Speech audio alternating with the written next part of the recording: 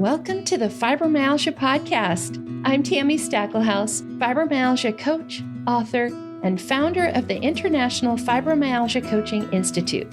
The goal of this podcast is to empower you with access to the dream team of experts and coaches I've discovered are key to living the fibro life you love. From the comfort of your own home, and maybe even your pajamas, I'll help you take back control of your life and health. To help out with fibro fog, I always include full show notes and additional resources at fibromyalgiapodcast.com.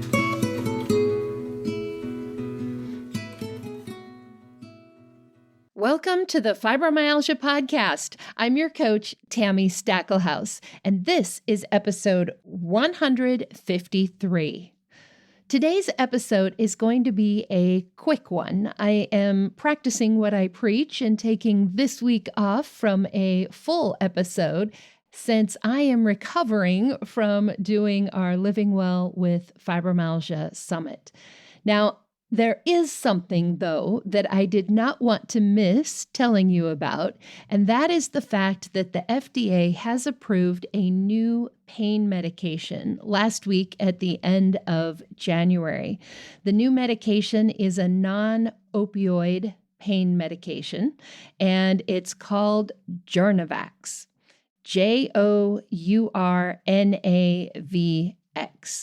This is a sodium channel blocker, which basically means that it helps to block pain signals going to your brain, thereby reducing the amount of pain that you feel. Now, this medication has been tested on acute pain. Specifically, they tested it with post-surgical pain, acute surgical pain, and pain after having a bunionectomy, having bunions removed. So it has not been tested on chronic pain. It is possible that it might be helpful with fibro pain. It might not be something that's helpful with fibro pain. They're actually doing some testing on it right now for things like diabetic neuropathy.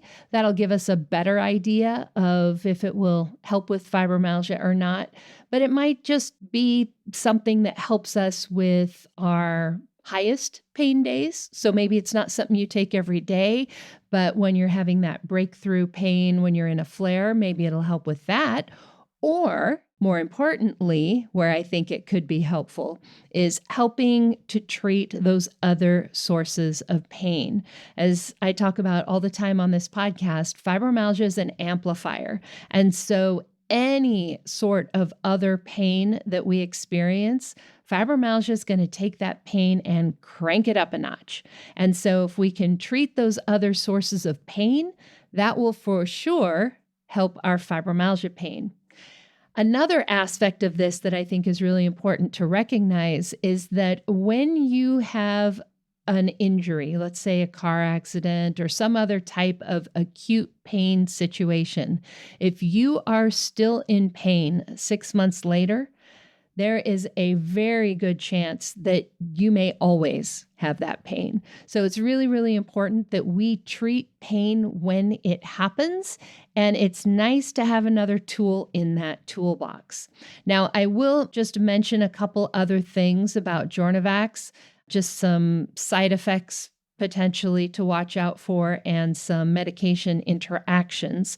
So some of the most common side effects are itching, muscle spasms, rash, things like that.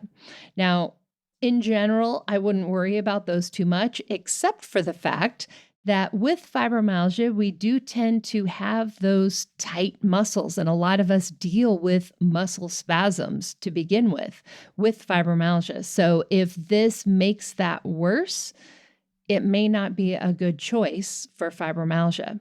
We'll just have to see. Like I said, it hasn't been tested on that. We'll just have to figure that out.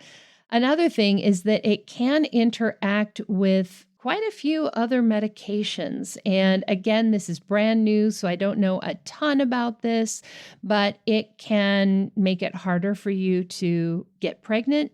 It can also reduce how well your birth control works. I find those two things interesting, that it does both of those. It also can cause liver issues, kidney issues. We don't want to take it when we're pregnant or breastfeeding. Those kinds of things are definitely things to watch out for. It also does interact with some antibiotics, some antifungal medications like ketoconazole. It does interfere with other medications like anti-seizure meds, some depression, like St. John's wort that's used in depression. It interacts with that. So there may be reasons why this might not be a good choice for you. But like I said, I do think, it's encouraging to have a new option of a new medication. This is a non-opioid pain medication. So the hope here is that it will help us to manage our pain without the risk of addiction that a lot of opioids have. Now, this was just approved right at the end of January, so there are no generics available. It is, of course, prescription only and may not be real easy to get yet.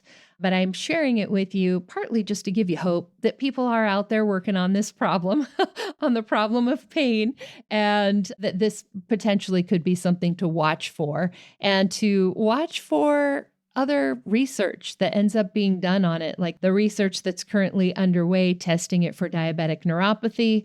Neuropathy is something that comes alongside fibromyalgia so often. There was a study done in Boston years ago, and Dr. Oaklander discovered that about half of her fibromyalgia patients also had small fiber neuropathy.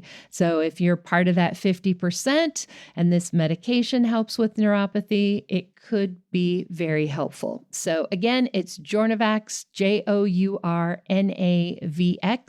We will link to some information in the show notes today if you want to read a little bit more about it. Otherwise, we will see you back here in 2 weeks for episode 154, which will be our next Stories of Hope. We do have a graduation coming this weekend, February the 15th. If you would like to check that out, either register to attend live or watch the replay, just go to ifcigraduation.com. That's IFCI, like International Fibromyalgia Coaching Institute, ifcigraduation.com. You can register to join us live there. If you register, we will be happy to send you the replay right to your inbox. Otherwise, you can watch the replay. If you're hearing about this after the fact, you can watch the replay on that website as well. Also, our next advisor class starts at the end of this month. It starts the last week in February, and there is still time to join us if you would like to do so. You can find all the information on our training programs at bafibrocoach.com. That's B, the word B, B-E, afibrocoach.com. And that website has all of the 2 pathways, the advisor path, the coach path, the tuition, the discounts, all of those things are all available on that website. Like I said, we do start this last week in February. It is a 3-month program, so we will wrap up before summer starts. And who knows, you could be going into summer feeling a whole lot differently than you do right now. Graduates of our advisor class, on average, are able to improve their fibromyalgia by about 50%. So just imagine for a minute that you could cut your fibro symptoms in half. How much better could your summer be? I hope you'll think about that, and I hope you'll join us. We'll see you back here next time. And that wraps up another episode of the Fibromyalgia Podcast. I'm your coach, Tami Stackelhaus.